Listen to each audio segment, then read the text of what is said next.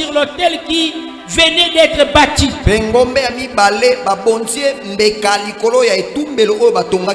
Ils se dirent l'un à l'autre. Qui a fait cela? Ils s'informaient, firent des recherches et conclurent. C'est Gédéon, fils de Joas, qui a fait cela. Alors les gens de la ville dirent à Joas, fais sortir ton fils et qu'il meure. Car il a démoli l'autel du Baal et coupé les poteaux cultuels qui étaient à côté. Joas répondit à tous ceux qui se tenaient près de lui. Est-ce à vous de défendre la cause du Baal? Est-ce vous qui allez les sauver? Quiconque défendra la cause du Baal sera mis à mort avant le matin. S'il est Dieu, qu'il se défende lui-même, puisque c'est son autel qu'on a démoli. En ce jour-là, on donna à Gédéon le nom de Yéroub-Baal, en disant que les Baal se défendent contre lui, puisque c'est son autel qu'il a démoli. Applaudissons pour la gloire du Seigneur. Et veuillez reprendre nos places, s'il vous plaît. Bien-aimé, ce récit est profond. Il y a une grande révélation dans ces récits. Laissons le temps au maître de temps. C'est Dieu seul qui peut nous donner la victoire. Gédéon, y compris sa famille et tout Israël, était en souffrance. Parce que la Bible déclare qu'il faisait des choses qui déplaisaient à l'Éternel. Et Dieu les avait infligé une punition en les soumettant aux mains de Madian. Pas seulement aux mains de Madian, aux mains aussi des gens de l'Orient, des fils de l'Orient, et aux gens d'Amalek. Ils venaient ravager quand Israël s'aimait. Ils venaient s'aimer la pagaille quand Israël était dans la tranquillité. Et cela pendant 7 ans. Pendant 7 ans. La Bible dit que l'Éternel les avait délaissés pendant 7 ans. Les 7 ans, c'est un temps bien fixé. Et c'était le temps fixé par Dieu lui-même. Et les 7 ans montrent une suffisance. C'est-à-dire qu'ils étaient suffisamment punis, sévèrement frappés, parce qu'ils ne comprenaient pas qu'ils devaient revenir vers l'Éternel. Même si c'était pour 7 ans, mais s'il revenait à l'Éternel dans les 2 années, notre Dieu allait avoir compassion d'eux. Bien aimé, ce qui nous fait troubler aujourd'hui, c'est parce que l'homme ne sait pas revenir à Dieu. Le temps est venu de revenir vers notre Dieu, de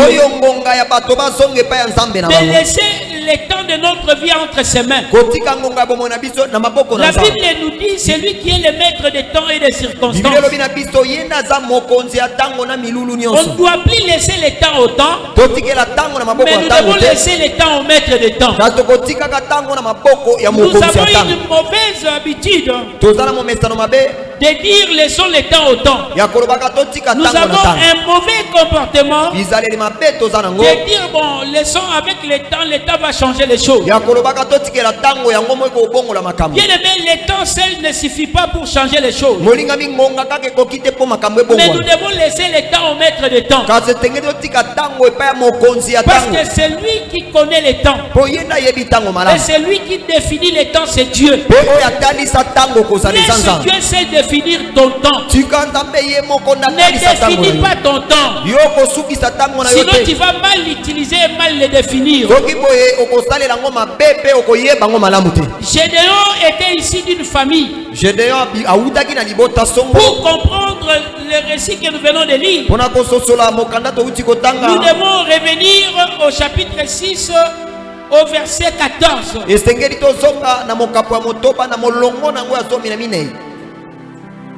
Juge chapitre 6 verset 14. Le Seigneur se tourna vers lui et dit: va avec cette force que tu as. Tu sauveras Israël de la main de Madian.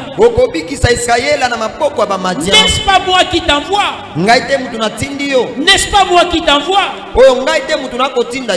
Il lui répondit: pardon, mon Seigneur. Mais avec toi sauverai-je Israël? Ma fratrie est la plus faible à Manassé. Et je suis le plus petit dans ma famille. Tu es choisi dans la famille. Quand on parle d'une fratrie, découle d'une tribu.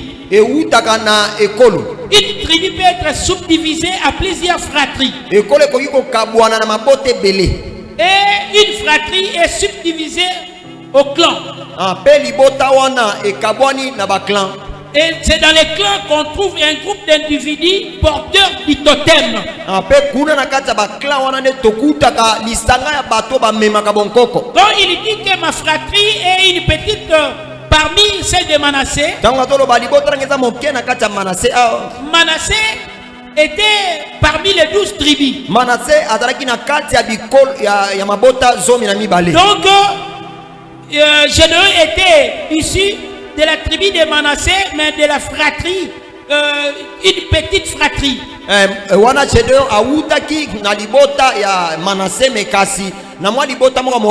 Et cette fratrie était subdivisée au clan. Et parmi les porteurs des totems, c'était le père de Gédéon, Joas. Parce que la Bible dit c'est lui qui avait même l'autel de Baal. Il servait dans l'autel de Baal. Il était parmi les initiateurs de l'autel de Baal. Et il célébrait Baal comme leur Dieu. Cela nous prouve que Dieu n'avait pas menti. Parce que la Bible dit ils étaient délaissés. Pourquoi? Parce qu'ils ont laissé l'éternel Dieu. La Bible dit les Israélites firent ce qui déplaisait au Seigneur. Le Seigneur les livra. Bien, mais tu dois commencer d'abord dans cet temps que Dieu t'a donné. De commencer à démolir l'autel de Baal que ton père a bâti dans ta famille. Peut-être c'est que ta mère a bâti dans ta famille. Peut-être c'est que toi-même tu as bâti dans ta famille. Tu es en train de faire quelque chose qui déplaît à Dieu. Tu as des pratiques qui déplaît à Dieu.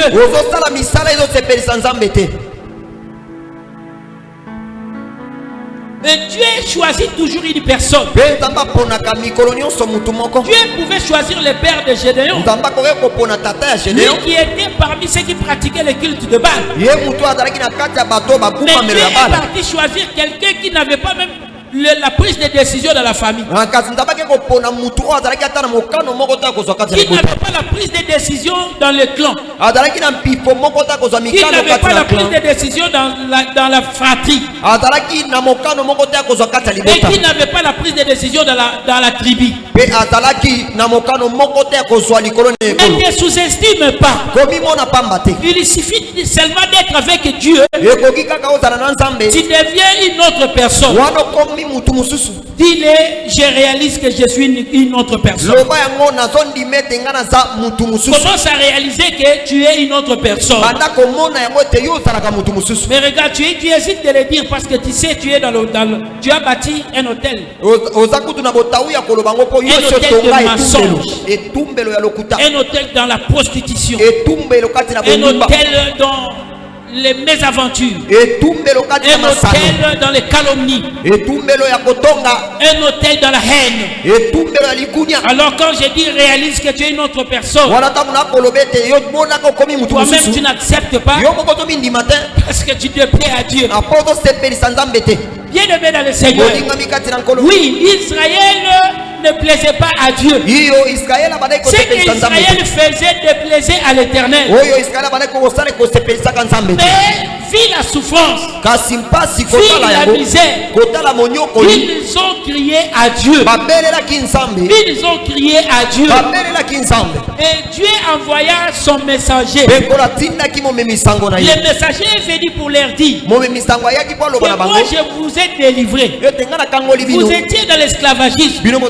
Vous étiez dans l'oppression. Vous étiez offensés. Mais moi je vous ai délivré. Je vous ai fait sortir de l'esclavagisme.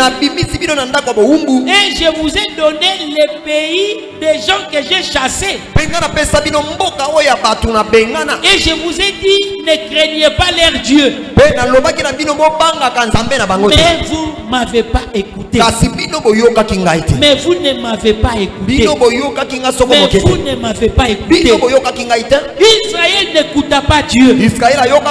Comme plusieurs au milieu de nous, nous refusons d'écouter Dieu. Tu écoutes qui dans ta vie? Tu écoutes tes propres pensées. Tu écoutes tes propres initiatives. Tu écoutes ton cœur plus que Dieu. Si ton cœur te dit de voler, tu voles. Si ton cœur te dit de te prostituer, tu te prostitues. Si ton cœur te dit tu ne dois pas aller à la prière, tu ne dois pas aller à la prière. Tu n'écoutes pas Dieu. Les résultats, c'est le malheur que tu es en train d'endurer.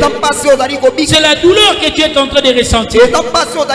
Mais tu as prié tout au long de cette année. Tu as pleuré tout au long de cette année. Tu t'es posé des questions tout au long de cette année.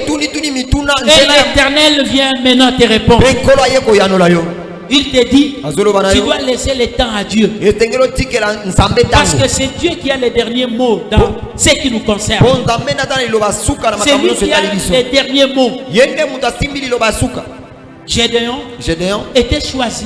Comme Dieu nous a choisi. Il dit dans sa parole, ce n'est pas vous qui m'avez choisi, mais c'est moi qui vous ai choisi. Et je vous ai appelé, je vous ai choisi. Je vous ai établi afin que vous alliez et que vous portez les fruits qui demeurent. Bien aimé, vous avez des fruits qui ne demeurent pas. 2 mois, tu es vraiment très actif dans l'église. 6 mois, tu es dans la froideur. 6 mois, tu es dans les absences. 6 mois, tu es dans la distraction. 8 mois, tu es en dehors de l'église. Et tu négliges la chose de Dieu. C'est très dangereux. Israël a beaucoup souffert à cause de ça. Mais revenons à Gédéon. Dieu l'a choisi.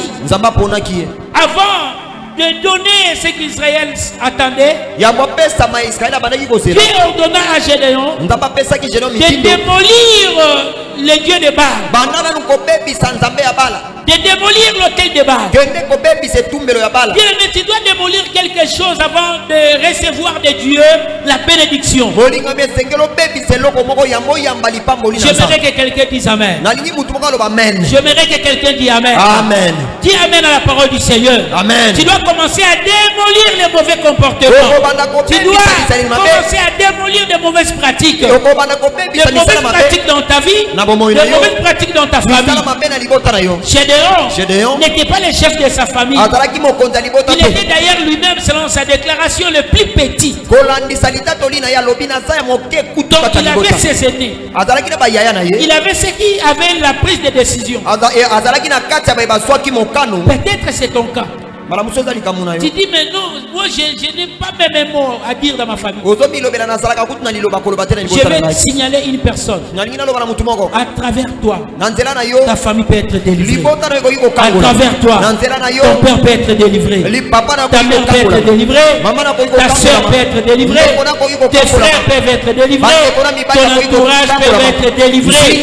À travers toi, Dieu peut faire quelque chose. Va avec la force que tu as. Cette force qui vient de Dieu, cette force qui vient du Saint-Esprit, te donnera de l'énergie. Pas l'énergie du poteau cultuel. Je vais expliquer cela. Je vous ai dit que Dieu m'a parlé dans ces récits. Le Seigneur dit à Gédéon, le soir même, le Seigneur dit à Gédéon, prends le taureau de ton père et un second taureau de 7 ans, tu raseras l'autel du Baal qui appartient à ton père.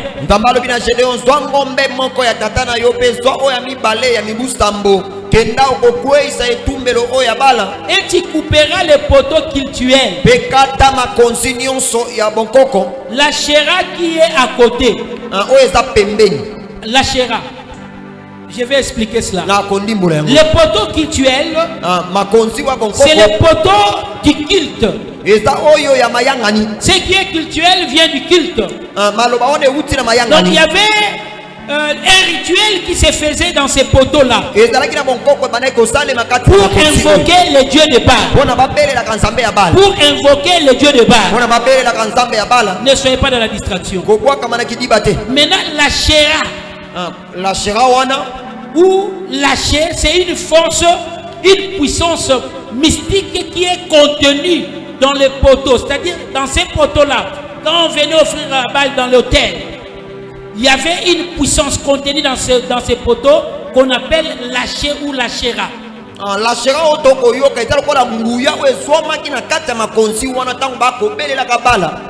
il ne faut pas dire des choses des fois que vous ignorez. Vous dites non, il parle le chinois. Quand tu parles le chinois, c'est-à-dire le ki chinois, c'est lâcher la force qui est détenue dans la science mystique des Chinois.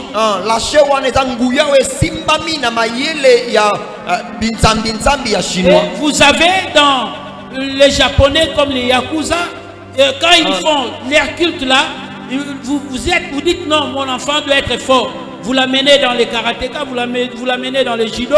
Ils font des rituels. Ce sont des lâchers. Quand ils font ces démonstrations, c'est pour appeler cette force-là. Vous voyez quelqu'un qui n'a pas vraiment, il n'est pas d'une grande gabarit comme Bruce Lee, mais il fait casser les gens, il fait tomber les gens. C'est la chéra. C'est-à-dire quand il te donne un coup, ce n'est pas un coup normal.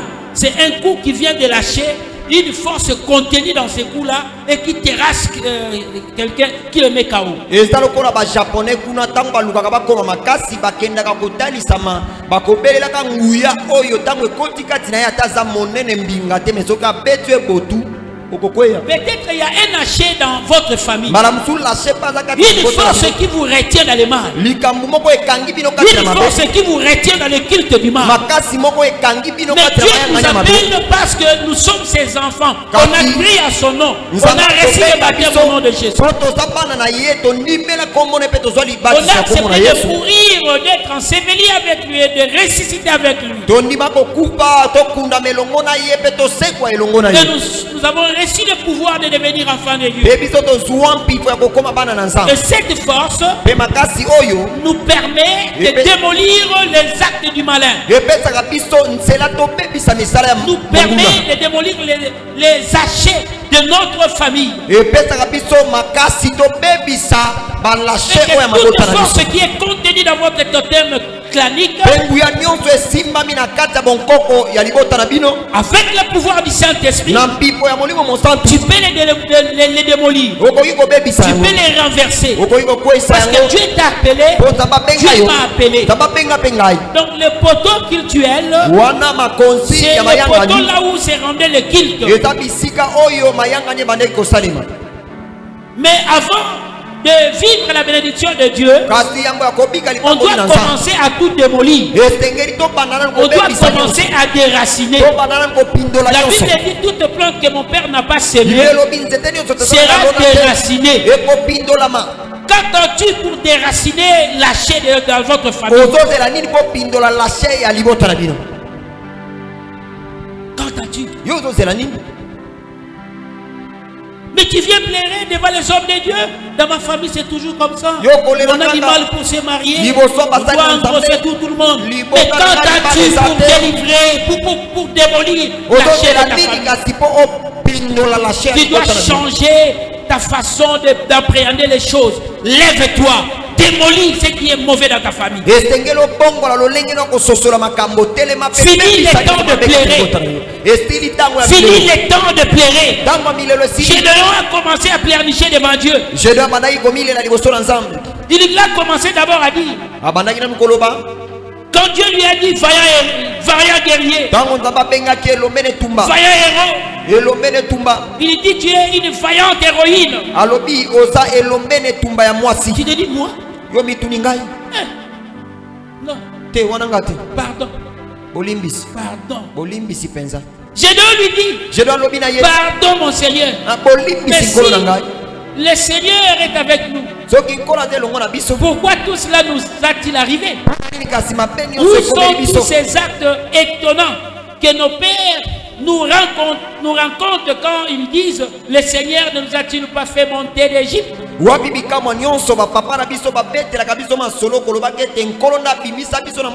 y a beaucoup qui doutent. Est-ce que Dieu est vraiment avec nous? J'ai prié le mercredi. Mes frères Élie nous a amenés dans cette dimension. Mais quand je suis rentré à la maison, je ressens encore les mêmes choses. Parce que là à la maison, il y a la chéra, il y a la chair de ta famille, il y a une force diabolique qui domine ta famille. Que tu dois commencer d'abord à les démolir. Quand je prie, mais quand je rentre à la maison, je sens toujours comme si je ne serais pas exaucé. Parce que là à la maison, la chair est en train de t'attendre. Une force mystique est en train de t'attendre. Mais tu dois commencer à démolir cela. La chair ne doit plus s'aimer le doute dans ta vie. La chair ne doit pas s'aimer la panique dans ta vie. Tu dois les démolir. Comme Gédéon, Dieu lui a dit, commence d'abord à démolir l'autel de Baal de ton père. J'aimerais encore les relire. Le soir même, verset 25, le Seigneur dit à Gédéon, prends le taureau de ton père et un second taureau de 7 ans. Tu raseras l'autel du Baal qui appartient à ton père. Et tu couperas les poteaux cultuels, la chéra qui est à côté. Tu bâtiras ensuite selon les règles un autel pour le Seigneur Yahweh ton Dieu sur les hauts de ces lieux fortifiés. L'autel de Baal appartenait au père de Gédéon, Joas. Lui qui était le chef du clan, et lui qui était dans cette fratrie détenteur du totem. Et ce totem-là était Baal. Il ne voulait pas s'attacher à Dieu, mais il s'attacha à Baal. Bien aimé, combien de gens sont attachés a une pratique diabolique, qu'ils refusent de laisser. Ils sont toujours attachés à cela. Tu dois démolir des choses. Le moment est venu de démolir les choses. Le moment est venu de démolir les pratiques diaboliques. Alléluia. Amen. Et on doit les brûler. Parce que Dieu a dit à Gédéon, tu vas prendre les poteaux là, tu vas brûler ça, tu vas brûler même les taureaux qu'on a disposés pour Baal, tu vas les brûler avec ces poteaux là. Quand tu es en train de raser, les mots hébreux utilisent les mots raser. C'est-à-dire quand on rase, quand même dans l'opération militaire on part qu'on va raser. N'espérez pas trouver un être vivant dans cet endroit-là. Quand on utilise des rasés, attendez un militaire dire on va raser. N'espérez pas même trouver une maison debout. Ils vont raser. C'est comme les Russes font en Ukraine. Ils sont en train de raser. Il a dit tu raseras.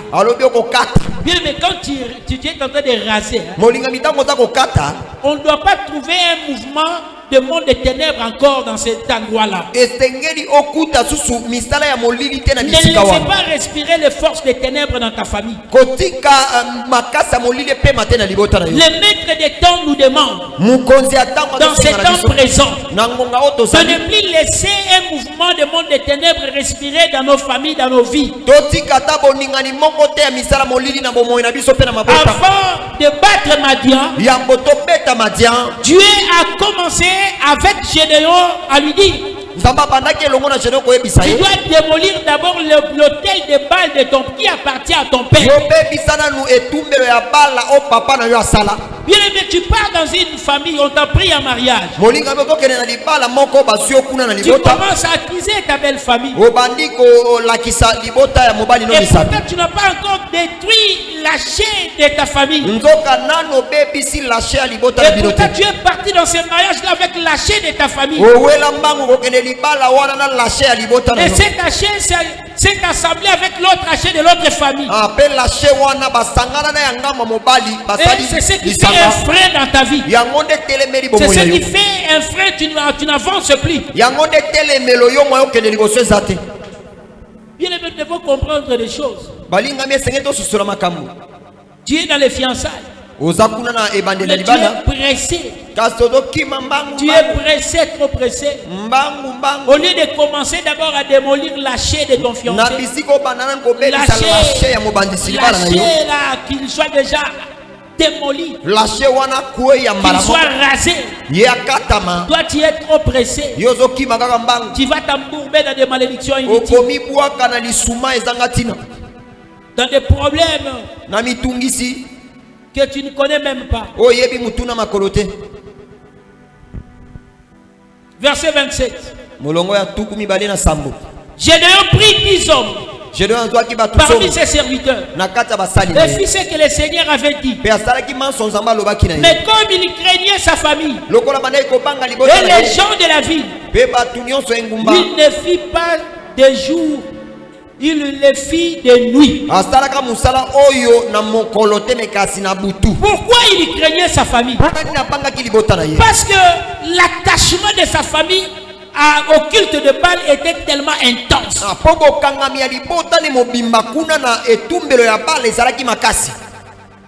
Donc il pensait que non, toute la famille allait être contre lui. Bien aimé, peut-être vous tous dans votre famille, vous consultez les marabouts, vous consultez les féticheurs, vous consultez les magiciens. Alors dans ton cœur, tu sens l'Éternel est en train de te parler. Tu dis non, moi je vais me détacher. Mais tu as peur de ta famille. Détache-toi des œuvres d'Haché. Détache-toi des œuvres du Baal. Le Seigneur délivrera ta famille à partir de toi.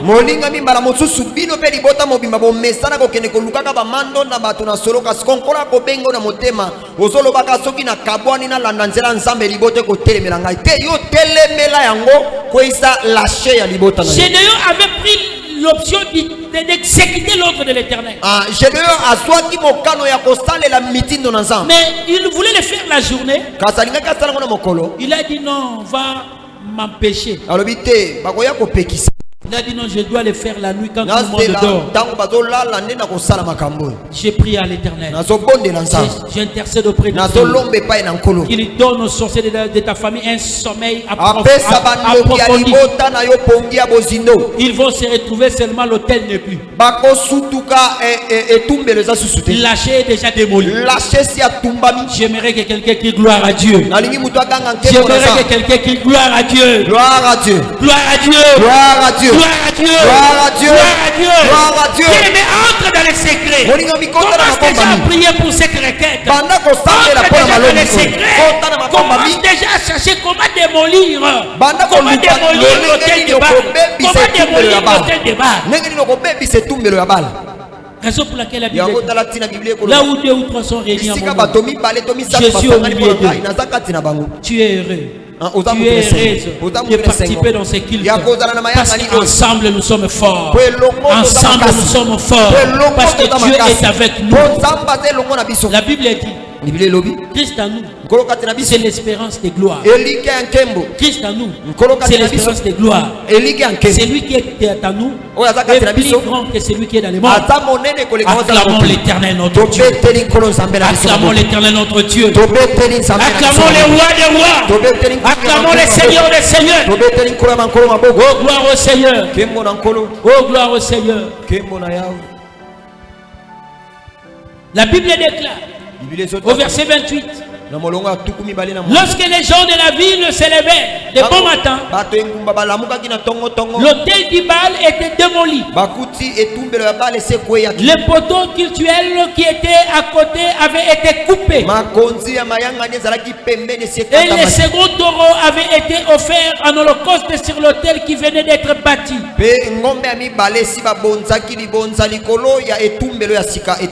Ils se dirent l'un à l'autre, qui a fait cela? Ils s'informèrent, firent des recherches et conclurent, c'est Gédéon, fils de Joas, qui a fait cela. Alors les gens de la ville dirent à Joas, fais sortir ton fils et qu'il meure, car il a démoli l'autel du Baal et coupé les poteaux cultuels qui étaient à côté. Joas répondit à tous ceux qui se tenaient près de lui, est-ce à vous de défendre la cause du Baal? Est-ce vous qui allez les sauver? Quiconque défendra la cause du Baal sera mis à mort avant le matin. S'il est Dieu, qu'il se défende lui-même, puisque c'est son autel qu'on a démoli. En ce jour-là, on donna à Gédéon le nom de Yérub-Baal,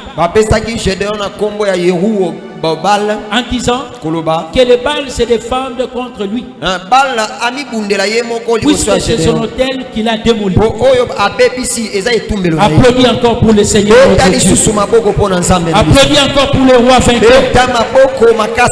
Bien-aimé, Gédéon s'attendait que la famille s'acharne contre lui. Il a démoli l'autel de Baal qui appartenait à son père. Et regarde, c'est son père qui le défend. Écoute ce que la Bible dit. Quand Dieu approuve la voix d'un homme, Il dispose même favorablement ses ennemis à son égard. Le père de Gédéon qui était censé être fâché contre son fils, qui était censé être en colère contre son fils, c'est lui qui défend la cause de son fils. Quand Dieu va t'utiliser, il va toucher même le cœur de tes ennemis. Il va toucher même le cœur de ceux-là qui étaient comme les gens qui étaient bloqués. Quand le monde des ténèbres voudra s'élever, parmi eux, il y aura des gens qui vont dire: ne le touchez pas, sinon vous aurez l'affaire à moi-même.